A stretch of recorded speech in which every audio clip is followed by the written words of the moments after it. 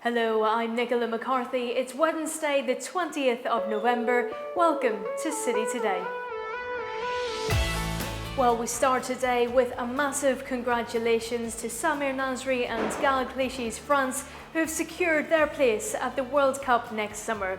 It was an uphill struggle for the French, who were 2-0 down after the first leg against the Ukraine, but Didier Deschamps' men showed great spirit to fight back, scoring 3 times to book their place on the plane to Brazil.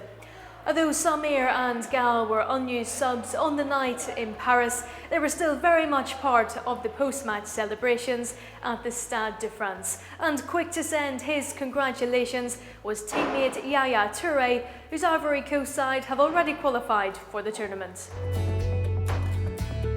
Well, there was very good news last night for John Guidetti, who made his first international appearance for Sweden since making his debut for the national side in February last year. The striker played 60 minutes and scored twice in a very impressive 5-0 win over Malta, and afterwards he took to Twitter to thank fans for their support.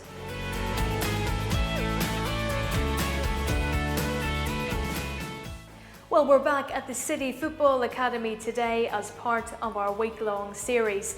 And this time, our Head of Infrastructure, Pete Bradshaw, is going to show us around the very impressive first-team facilities. Well, welcome again to the CFA. And this is the first-team building, which will house everything from medical to changing rooms, to refectories, to accommodation, coaches' rooms, video analysis. And as you see right behind us, the first team swimming pool. They have a very large hydro area. The windows will look out across the secluded training pitch. And this will be the home of the first team from July 2014. So 3 floors of accommodation. As I said earlier, the ground floor, it's medical, it's reception, it's all the physio works, it's their video analysis, hydrotherapy, changing facilities. On the next floor above us, we've got all the manager's accommodation, refectory, lounges, places where people can play, places where people work. And then on the floor above that, we've got the bedrooms of the first team that they'll stay in before a match, overnight when they're flying off anywhere, or even after training when they may be staying for medical attention and so on. So welcome to their new home, basically. That's what you've got in front of you. And the construction is well underway. We've got the basement of the swimming pools going in. We've got big spaces behind us where the fitness gym will be located. They've got cardio gym, they've got a massive weights gym, they've got a running space. And all of this is linked to their analysis unit. So the performance team, the guys that work with them can just look at how they're performing, how they're recovering, all the rehab. And all of this is in one place for them. So they've got a fantastic home, and this has been designed having spoken to players, having looked at what works with them, what doesn't work. We've looked at academies and training grounds all over the world, not just in football, but in lots of different sports, to find out what really does work, but also maybe what doesn't work, So we've learned along the way.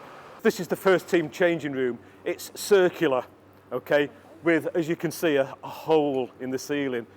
This was a design that was brought about by a huge amount of discussion with our players and what they really wanted to do, and actually looking at some other places, largely in America where they've done this before. So there's a circular changing room, so they all face each other, they can all talk to each other, they get together in their changing room as a team. And the reason for the hole in the ceiling, it's an elliptical shape really, is that right above that is their players' lounge. And they wanted a connection between their changing room, their lounge. It's a private space for them. It's not a place that the manager gets involved in. It's the players' space. It's where they can talk. It's where they can make a coffee, have a drink, have something to eat. Not formal, very informal. It's their space. They've designed it. And right behind me here, there'll be a sweeping staircase that takes them from their changing room up a circular staircase up to their lounge. And this is right next to their showers and washing facilities and the swimming pool and everything. So this again is just how we've looked at things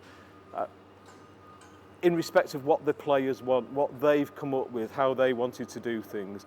So sort of as a summary really, fitness gym on one side, they've got the strength and conditioning gym right outside their changing room, a massive space, double height space and everything. Their changing room, on the other side of it's their swimming pool and all their wet hydro facilities. Right up above it, all in line of sight, their lounge and their spaces, that's their private space where they can talk to each other, they can have a bit of a relaxation session. And it's all been thought out so that they understand it, how players work, how they talk to each other. So we've listened, we've tried to do it, but we've been asked a number of times now, why have we got a big hole in the ceiling? That's why it's there. It's there for a purpose. It's been thought about by our players, and we've tried to respond to that.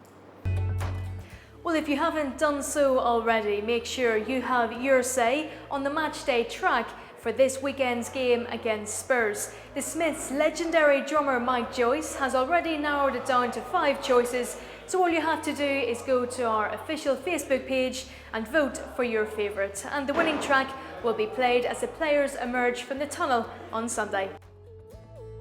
Well, that's all for today, but make sure you join us tomorrow for part 4 of our CFA series as we bring you more from behind the scenes. See you then.